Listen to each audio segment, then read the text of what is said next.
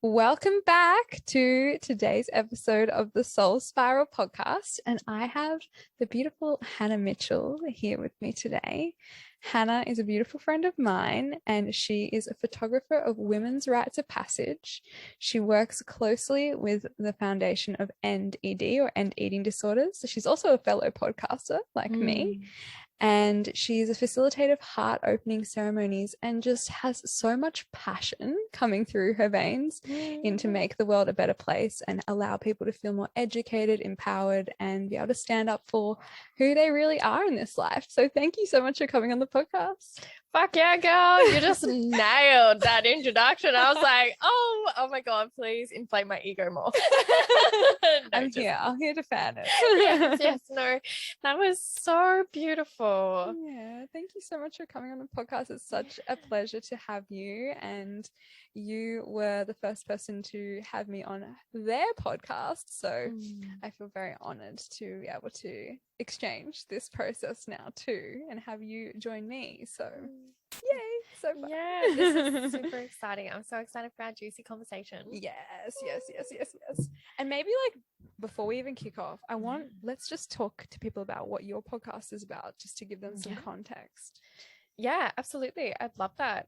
So I've got a podcast called A New Education Component, and the podcast is all around interviewing all career diversities and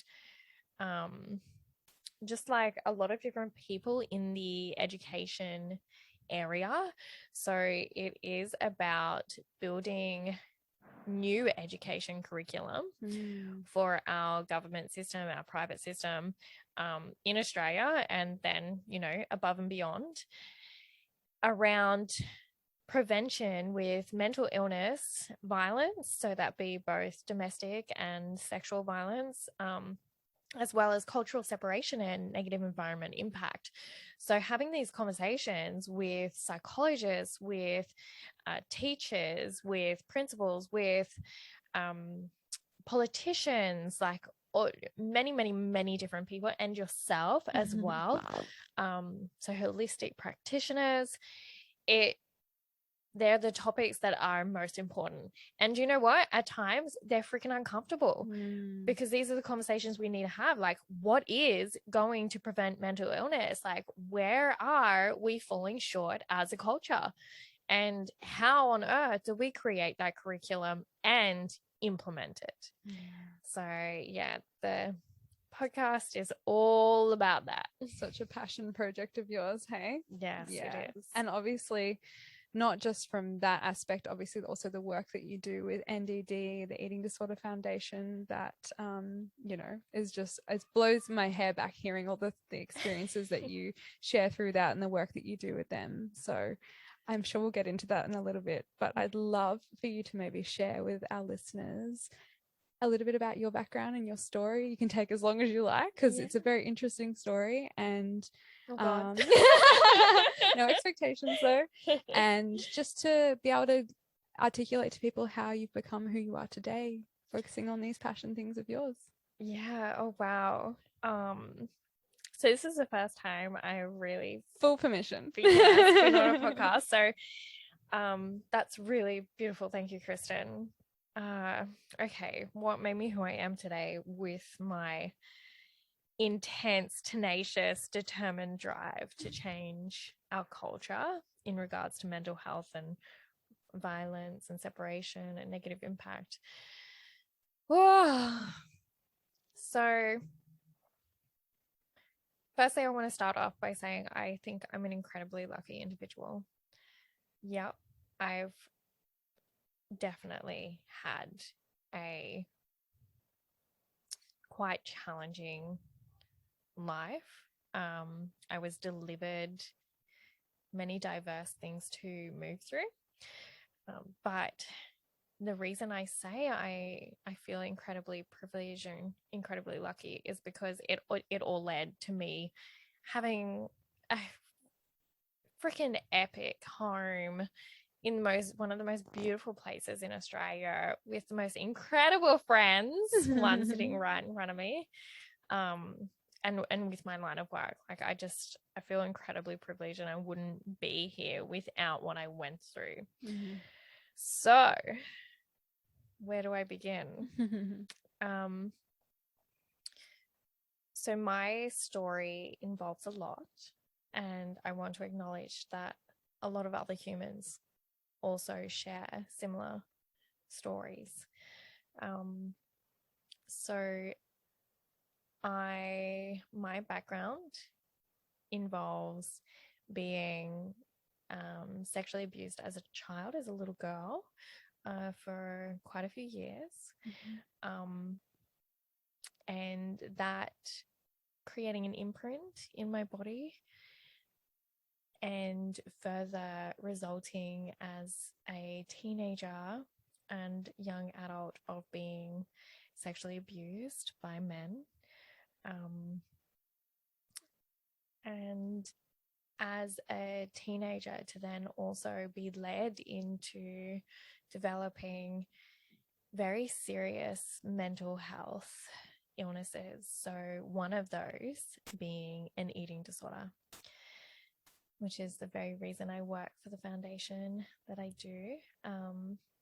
So that eating disorder involved anorexia right at the beginning, and quickly transitioned into bulimia, which for those that have experienced it, or for those that haven't experienced, even for me, my own personal experience, and please know that everybody's personal experience is completely different. There are definitely similarities across all cases, but for me, my experience was like living in hell every day. And it was just, it was really, really torturous. Really torturous. And there was nothing I could do in those moments. Like, it literally I felt so defenseless and so hopeless, and not really knowing how to stop it, so out of control. And even those words sort of, even as I say this, they really resonate with the abuse experiences that I also went through. Is like feeling just like I can't be in my body. Like I feel so unsafe. I feel hopeless. I'm not sure what to do. Like just those real freeze moments for myself. And so along with the eating disorder, I also developed really severe anxiety and really severe depression, which they lasted quite a few years. But the one thing, like, oh man, I am a tenacious being. Like, I do not give up. When I know there's a better way, I do not give up. And so that's what really kept me going. And by the time, so I developed those at 16. And so by the time I hit 19, for me, before even knowing it, that was the ending of the really large stuff. But the worst had to happen first. And so I ended up in a hospital from a suicide attempt, and then a month later I was raped. And from being raped, I developed really intense PTSD.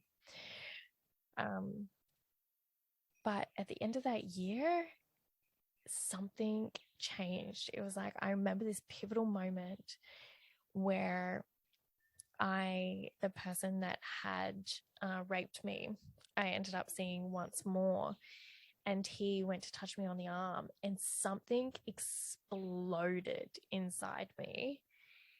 And it's like, in that moment, I declared my power back, and it was a declaration of like, no man will ever abuse me again, full stop. And so from that moment, I gently, slowly, impatiently started to heal. And with all of those pieces, a couple of years later, it just landed in me, and I was like, no other child on the planet needs to go through any of this. Yeah. So I'm going to make damn sure that I figure this out, and that I change it, and that I educate people. And I would say that it's only now, so that was in 2014 when that just like shot through my body like a lightning bolt, like it was just like this, I just knew my purpose. That was 2014. It's now 2021 and I'm 28, and I know that this is only the beginning. But I've not once let that dream go, and it's already started unraveling. But it's only started unraveling now. And yeah, it's just funny how timing works, and how the universe is like, all right, now's the moment. Like, yeah, it's interesting and curious. Yeah. It's been a conversation of mine all day, actually. Timing. But yeah, so that has that's what's created such a drive in me, and to be able to educate children, educate teachers, educate parents, educate politicians.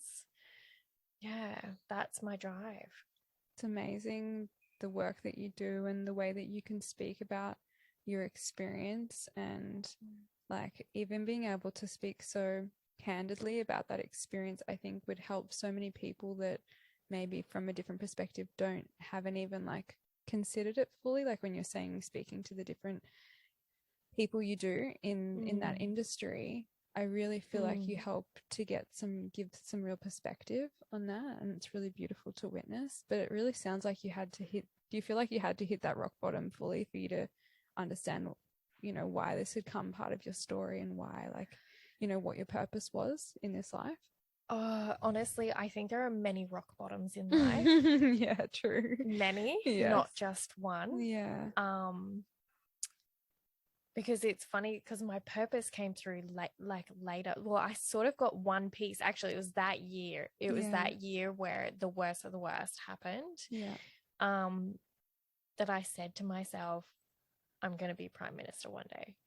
Hell yeah. Yeah, it was that year. It came out of nowhere. Yeah. Still to this day, I'm like, where did that come from? Is that still a goal of yours? Yes. Oh my gosh. Yes. I love that. I'm in no rush. Yeah. I really want to educate myself and be really embodied in everything I stand for. Yeah. But yeah, it wasn't until because that was 2012. So it was 2 years later that the full purpose of my life dropped in. Yeah. And at that time I was like loving so much in my life. So it was like those sparks at the beginning, like it was like the kindling was being lit in a sense. Yeah. And like you just had that strike of the flame to begin with, but then it all came to be able to have the big fire growing. Yeah, that's exactly right. That's exactly right. So it wasn't actually a rock bottom moment. No. But I sure as hell had to experience everything I experienced to have the purpose that I have. Yeah. Yeah. I think that's very empowering for people to hear, especially if they've been through any other sort of similar experiences. I mean, I've had like smidges of experiences similar to yours, but nothing as, I feel like it's you've had a harder experience in that, but also it's made you who you are today in such like a beautiful, empowered way. And the passion that I see like flowing through you and the fire that I feel from you, it's really, really amazing for what you are trying to change and trying to bring into this world. So thank you for what you do. I'd love to maybe we'll break down some of the aspects of the type of work you do and the work you do, especially with the foundation, because I find that so interesting, and so I love hearing about that. So maybe we can even just start with something simple, like some of the preconceptions that people have about eating disorders, or like things in there. God, honey, you get me I want started. you to break it down for us and make it really clear to what those preconceptions are and those myths in a sense. You know? Yeah. So, and this is what gets me like this just really gets my fire started because there are myths around eating disorders. Yeah. So there are 9 myths Mm. and those are matched with 9 truths. Yeah. So I can't remember I was them gonna say, you're gonna all remember off all the of top them. of my head, but I will Do your best. yes, exactly. I'll voice what I can. Yes.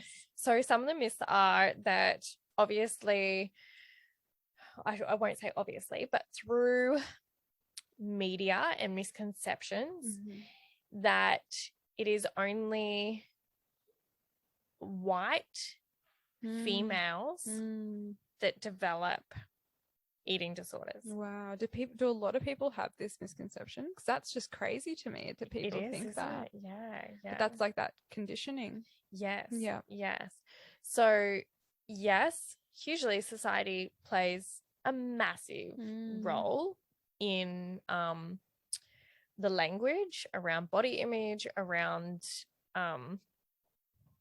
food language as well, like language around food. And yeah, so yes, and obviously society does have a large majority of white females.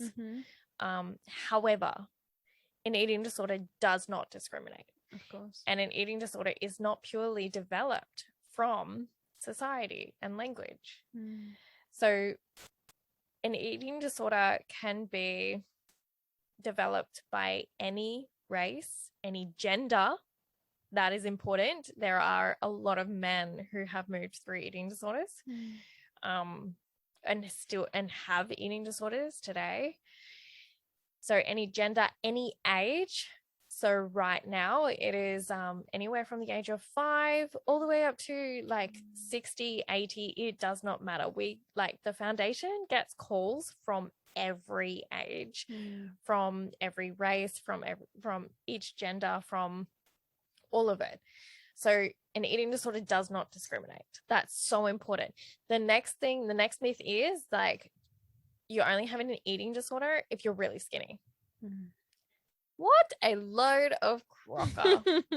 I will tell you now that I have been anywhere from like really thin to being a little bit chubby. And I had an eating disorder the whole time. Yeah. So you can be any shape, any size. Yeah. Again, like you cannot look at somebody and know. Yeah. It is an internal game. Yeah. It is, yeah. It might not always be reflected on the physical appearance in any way. No, not at all. Yeah.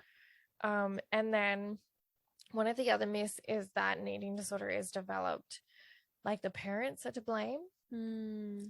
Yes, our caregivers play a huge role. They truly, truly do. And yeah, there are some aspects that they might have played out during our childhood or during our teenage years.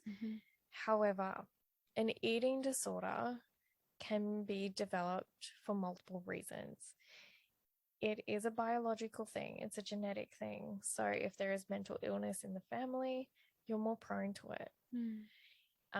And then say the genetics are in your system, it just takes a trigger. And the trigger can be anything. It could be parents, right? But it could also be social media. It could also be cooking class at school. It could be a vast range of different things. And sometimes people have the genetics and the trigger never gets pulled. Yeah. So that's really important to just know as well. And knowing what, like say if you have little ones, are they possibly prone to it? And how can you best support them through their growing up and giving them the best possible foundations? Yeah, so those are probably the biggest ones on my heart at the moment. So what are the signs of someone if I was thinking maybe, I have been like Yeah. struggling with different ways that I feel about food or my mental illness or whatever it was, if it was me, for example, if someone's listening, what are the signs that someone can understand within themselves that perhaps that they have Yeah. a disorder? Because I reckon some people don't even realize that they have it, and they just think, oh, maybe they downplay the Yeah. pressure on themselves Yeah. or whatever it is. Yeah. What would you say are the signs that you would suggest someone to maybe go and seek help if something was going on? That's a beautiful question, Kristen. And, you also really pointed out the fact it might be, there are all different levels Mm-hmm. of an eating disorder. There are really like quite intense, Mm-hmm. like the intense stages of an eating disorder that somebody may never experience but still have an eating disorder. So they might have the less intense, like maybe the low or the medium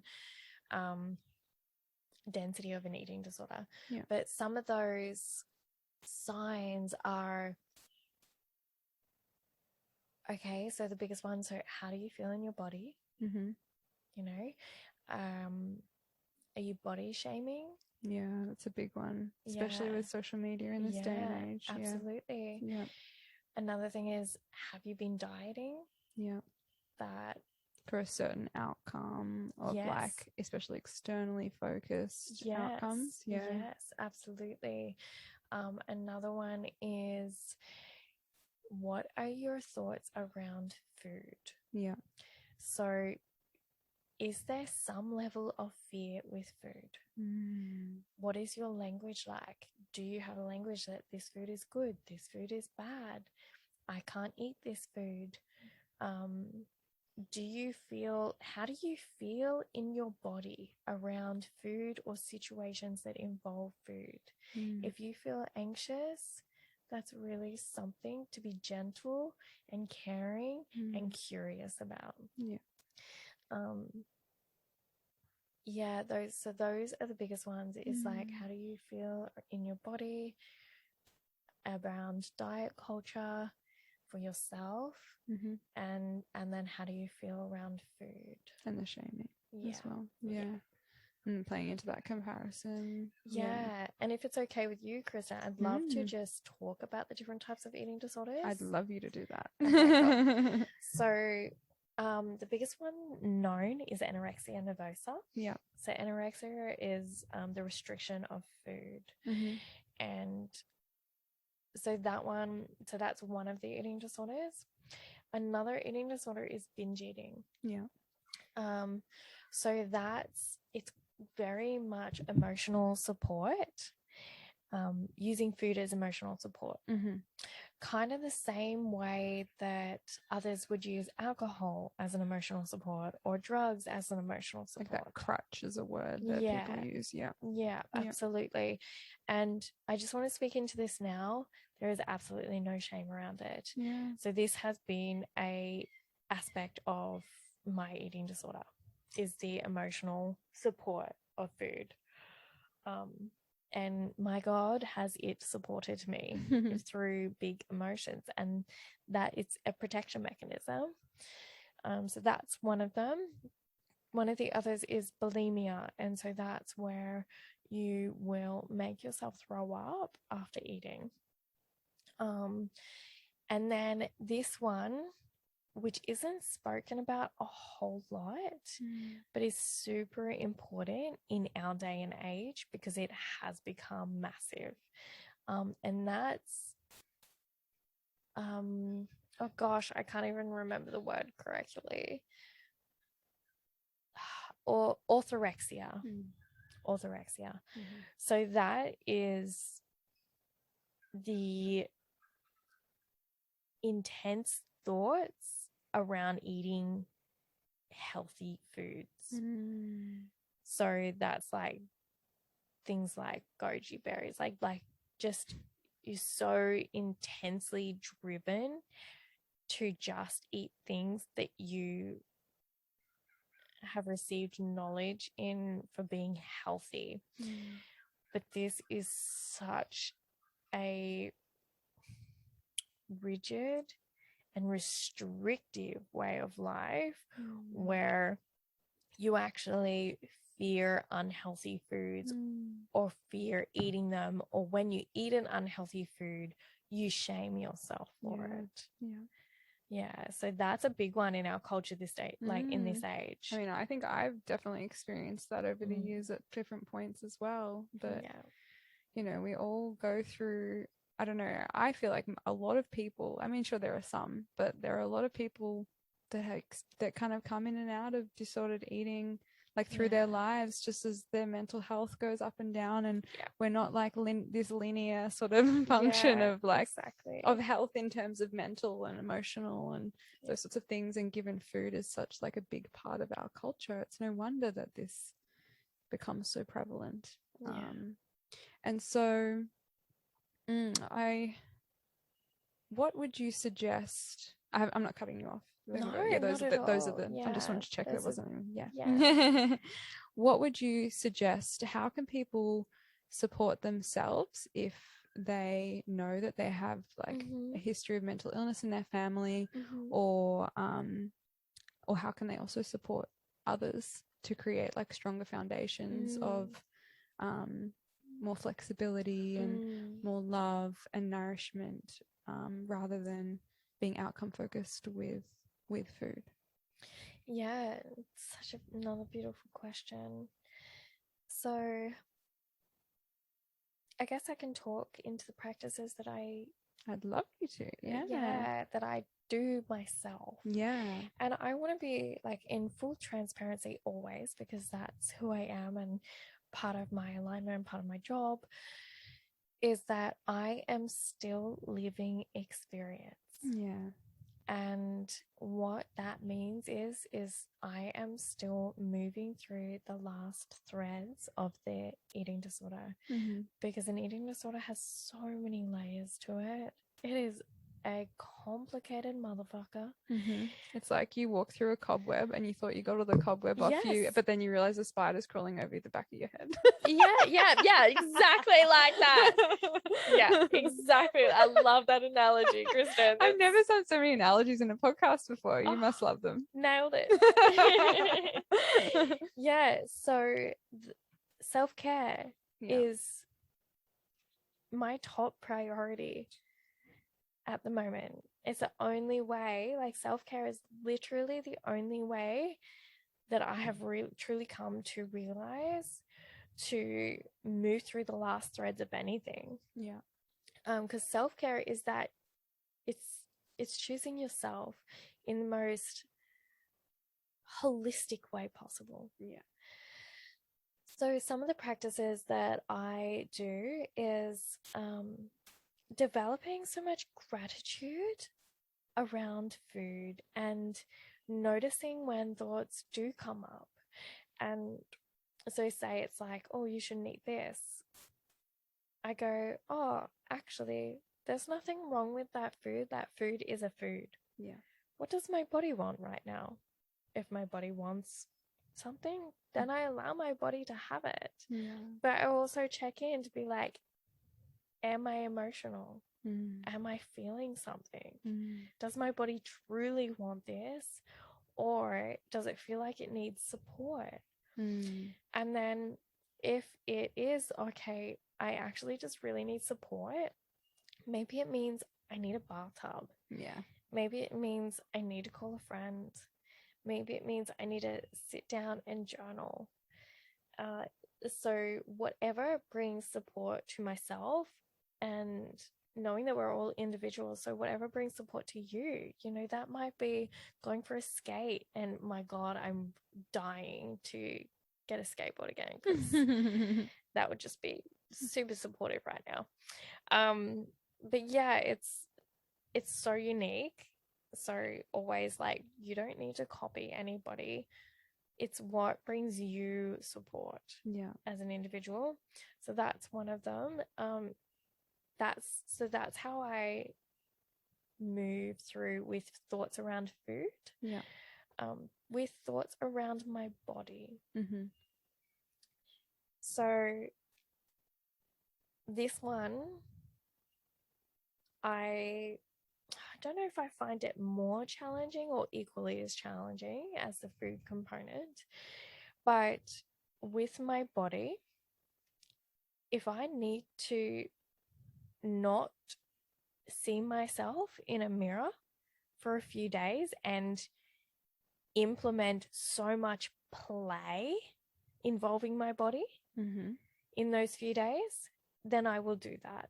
And like that play could look like just running into the ocean naked and just having so much fun with girlfriends. Yeah. Or it could look like, going rollerblading and just listening to the most joyful music. Exactly. Like whatever play looks like. Then when I come back to seeing myself in a mirror, I just feel so much lighter, because usually when I'm feeling funny in my body and the body shaming kicks in, it's because actually emotionally I'm feeling really heavy or I'm experiencing something or moving through something in life. So in those moments, bring so much play. Just bring so much play. Yeah. And what about you mentioned earlier like about like anxiety coming, obviously like there's a level of that being emotional based, but there's also a level of sometimes that just coming on for people, and obviously it probably still is in context it's probably still emotional. But what would you do in the instance that you had just had like some full-on anxiety come through you and it was really hard for you to almost like center yourself and even witness your emotions and be curious with your emotions, like it sounds like you are in these? Is it just like a practice of getting to the point of being able to do that, or is there something that you would do to bring yourself back to you? Another really good question. So there are still moments where it takes over for me. Yeah. And I will have 3 hot cacaos or 4 in a day. Yeah. Just to help me get through the day. Which is funny because cacao is caffeinated and it's literally the signature of like buzzing, which it does not help anxiety. Anyways. Gotta chuck some reishi in there. Yeah, I do. But yeah, so there are some days where I just gotta write it out. Yeah. I just gotta write it out and just have so much self-compassion. Yeah. That's important. Let it ride and then have self-compassion. But in the other moments where it's less intense and my practices are really making headway, that is where I was experiencing it the other day, and I was experiencing a lot of anxiety to be seen or go out in public for no real reason, just like my emotional body is just moving through a lot more than usual. And so I broke it down into step by step, and I was like, okay. I was sitting in my car and I said to myself, I know what makes me feel better. So I wrote a little list and I broke it into baby steps. Yeah. And I had also just finished work. So I said, step 1, put my joggers on. Step 2, just start walking. Step 3, swim in the ocean. Step 4, go to the organic store and get water. And then I said to myself, because I didn't know any more steps after that, I'm like, that's okay. I'm not going to stress myself out to think of more steps. Yeah. I'm going to see how I feel when I get to Kunara, was the organic store. Yeah. And it was really beautiful. I put my joggers on and I was freaking. Like, I was like, oh my God, this is so much right now. Yeah. Put my joggers on and I started walking. And my thoughts were going crazy. But I was like, okay, I have walked 5 steps. I'm going to keep going. And I started to notice what was around me. And so that's the biggest gift I can give to anybody is I started to breathe deeper. So I tried to breathe into my belly as I walked, and I walked slowly. I did not walk at the pace of anxiety. Yeah. I walked slowly and breathed deeper. And then I started to notice oh, wow, look at that tree. Look at those grass blades. And then within a few moments, I actually stumbled across a blue-tongued lizard and my curiosity kicked in. And as soon as curiosity kicks in for me, I'm like, oh, I'm back, baby. It was that one thing that could pull me so divinely into the present moment, because I was like, wow, look at how big you are, like big you are, and like look at your eyes and look at your legs and look at your tail. Like I was just all there. And it was exciting. And so the anxiety turned from anxiety to curiosity and then excitement. And then I just kept walking and boom, inspiration just started flowing through me. Amazing. Yeah. I know that getting in nature is like a really key part of your practice to really recenter yourself. And I'm sure that, you know, when we do get out in nature and we spend that in that mindfulness and we breathe with the trees and we slow down, that often do you find that like inspiration hits you after those moments when you've been in that state as well? Yeah, actually I write a lot of pieces like poetry and not just being in nature too, but getting your feet to earth. Like especially for those that might work in hospitality or might work in offices, you're in shoes all the time. Feet to earth. If you're experiencing anxiety, feet to earth, like let the earth's energy dissolve it through your body. Our feet are such like they're the part of our body that can like release so much and also soak so much up. So when they have that connection with earth, it's so so centering. Like definitely something like there's so much information around grounding and earthing that's like so powerful. And the other thing that I noticed within there, and it sparked a thought in my mind, is having like even a list to go to of like the things that light you up. And like I talk to my clients about this, it's like when you're feeling like in that state and you don't know what to do for self-care, like have a list to refer back to that you can always go to. So when you're in that state and you can't think of anything, you can go to list and be like, oh, there's something on that list that feels like a spark of what would be nice for me right now, and take the pressure off. So you don't have to use your brain. That's absolutely right. My own mentor last year told me to have a self-care list. And it's so beautiful, and allow that self-care list to transform and change as you do as well. And some days it might be like take yourself on a sushi date, and other days it might be get naked and roll in the mud, and other days it might be draw love hearts on a piece of paper. It doesn't have to be linear of what it looks like as well. It's super powerful. Something that's like so inspiring to me is hearing about how you are like driven to try and support others, especially at a younger age when people are still like in the education system. What do you think?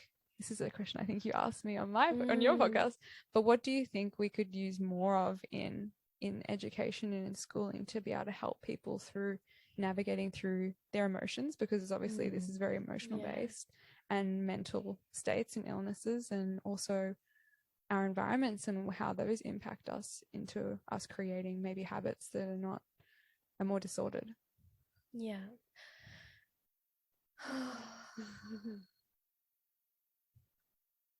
What was that last part? Like, what would you say is like about the habits that are more disordered? The environment, like, because obviously environment's such a big factor. Okay, beautiful. So I look at everything from a holistic point of view, meaning the whole picture, every piece that's involved. And so if you think about it, in a mental illness, you've got the body, you've got the mind, you've got the spirit, then you've got the community and the environment. Every single one of those pieces is equal to each other. If one is not as supported, then you still don't have the whole being of wellness. So in education system, to truly combat these, what I believe is needed is for the mind, language around emotions. Like truly knowing all emotions with their sensations as well. And again, that's also a unique experience. So empowering the children to be like, what are your sensations that you experience in your body with the emotion of sadness? Where does that show up in your body? What does that feel like, so that you know how to identify it and feel comfortable with it? So it's actually developing the relationships with each emotion. So developing a relationship with sadness, developing a relationship with happiness and all of the other emotions.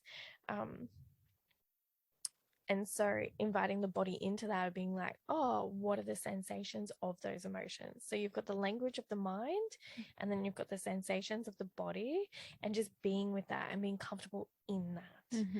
That is so, so, so important. And that is practice.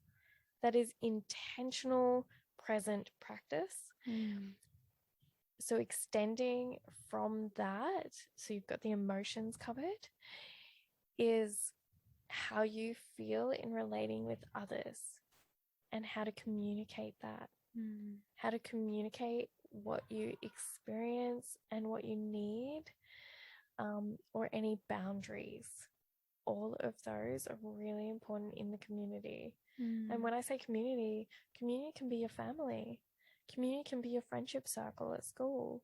Community can be the greater community. It's like your sports club, or, family, friends, and that sort of stuff. So it's having language around boundaries, values, needs, and how to express what you are experiencing. And then when you look to the environment, now this is something not really spoken about. Actually, I've never had a conversation about this, so I'm super excited, Kristen. You know that I'm big on environments. Yes, I do, because your environments are so special. They're so safe. They're so healing. So, you've allowed me into that space, and I forever am grateful. Still benefiting from that.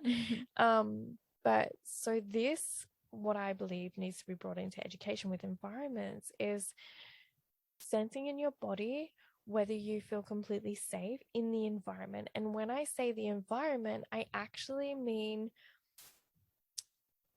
whether you're in a city, whether you're in a landscape, whether you're in a house, what you're sensing in each room. Like, the environment is what's around you and your body. So, and is it supportive, or is it? Yes, exactly. So how are you experiencing it? Does it feel good? If not, why? What are you needing? What doesn't feel good? And always trusting yourself too, like intuition and gut feelings. They're so important. And knowing that we all thrive in different environments. Right? And that shifts and changes too at different moments in our life. So, I think those are the really, really big pieces. And being connected to the environment and connected to nature. Like, when you're feeling like you can't come home to yourself, come home to nature, because then you'll come home to yourself. I love that. I love that so much. That really, I feel like, surmises everything that you have said, like in one piece. But there's really that, like, how can I come back to myself? How can I be empowered in making the choices that are right for me? How can I create a supportive environment, communicate what I need, support myself? There's a lot of self-care and support in this, and a real softness around this conversation, which I really, really love, because I feel like before maybe you coming into my life, my perception of eating disorders from that perspective was kind of like, oh, they need to be solved in a different way. And so even though that was probably just societal conditioning that I'd experienced, I didn't even realize I had. But through the opening that you have given me, I really, really witnessed that self-care is just really the basis of it. And I, that I love that anyway. So that's like, my bread and butter. So you're the queen of self-care. I learned from you, girl. I learned from you, baby. I'm gonna ask you my special question. I'm excited. What is your star sign, your moon, and your rising sign? Oh God. So I am Aries sun. Bye, baby. I am Virgo moon, which really balances me out. Thank goodness. And I'm Aries rising. Yeah, she's got all the Aries. All the Aries. It's good that there's a little bit of earth in there.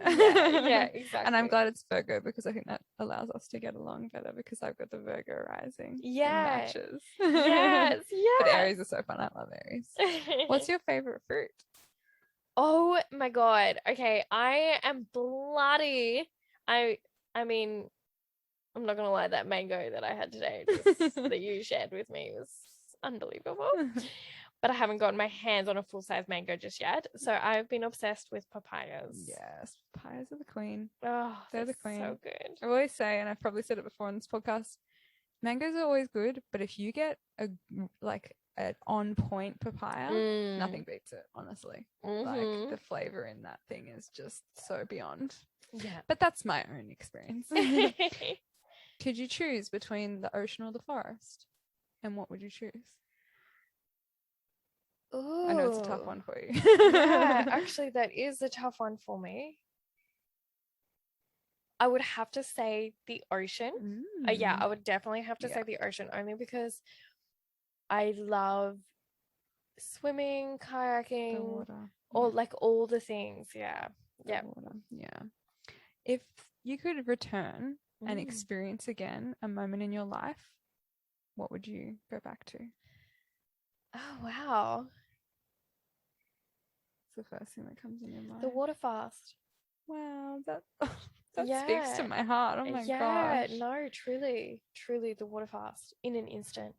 That's epic. Yeah. I mean, it was epic. Yeah. Wow. Yeah. Beautiful. Oh my gosh, that touches me a lot more than I didn't really expect that to be your answer. Hannah did the water fast at my house. That's why. Is there a plant or a flower that you work with quite heavily, or you're very aligned with working with? I know you work with cacao quite a bit. Yeah, I do. So I work with ceremonial cacao. I work with cacao a lot, and to be honest, she is a beautiful, beautiful, beautiful sacred medicine that I don't think it's necessarily like she's gifted me so much, but the reason I think I love her and that I keep working with her is because what comes through me with her for the people that I facilitate, because I facilitate one-on-one and I facilitate groups, and just watching somebody like have so many walls and shields around their heart and then like have those dissolve and them open and their whole life change is just like, it's getting me emotional. It's beautiful to witness. Wow, she is so magical. Yeah, that's amazing. What's your favorite crystal?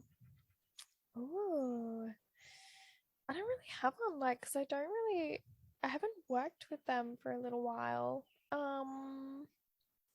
I am very drawn to tiger's eye right now. Ooh, yeah. Solar plexus. Yeah. Oh, yes. Yeah. Gold tiger's eye is so beautiful. Oh my gosh. Gorgeous. Do you have a spirit animal? Yes, I do. My spirit animal is the wolf. Ooh, yes, I love it. Yeah. Wolfy girl. Yeah, I've got past lives as a wolf. It's very much my innate nature. Amazing. People want to get in touch with you. What's the best way to do that? I would say either Instagram or Facebook is the best way to get in touch with me at the moment. I'll put your handle in the Yeah. comments and in the notes. I also just want to, if people want to get in touch with the foundation or if they're seeking out help, Yeah. do you have any areas that people you can direct them to? Yes, please, because there's two pieces I'd love to speak into. Please do. So a big part of self-care is a support team. Yeah. I really want to speak into that. Like, if you're going through any of this, like, I have a full support team. Yeah. And I will always have a full support team just because I love important. it. Yeah. I have a full support team, especially as a practitioner, but just as a human being, it's so important. It's so important. So please start developing a full support team. Don't just have one, have a team. Yeah. Because there are so many different facets of you and aspects of you, and they all need the nurturing. So to get in touch with the foundation, it is called EndEd. So you can Google it. It's ended.org.au,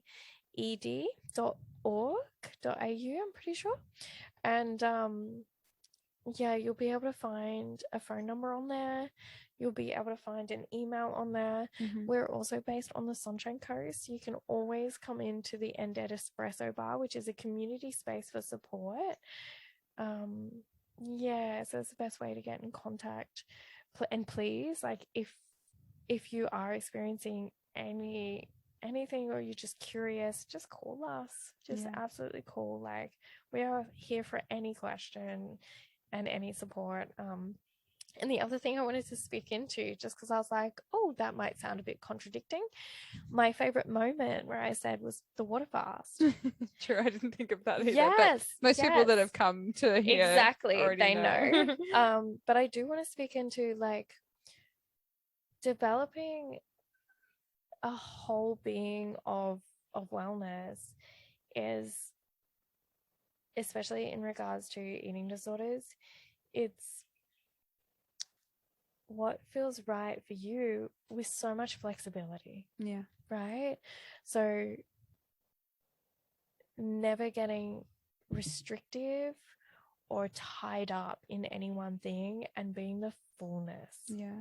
Let go of the rigidity and be the flexible version of you. Exactly. And some weeks that might be juices and other weeks it might be chocolate cake. Yes. Actually, I might make a chocolate cake tonight. Oh, amazing. Thank you so much, Hannah. It's been such a pleasure. And I'm sure that we didn't even get to your photography and the women's rights, but I'm sure that they may come around again. And such a pleasure to have you. So thank you. Thank you for having me, Kristen. This was beautiful.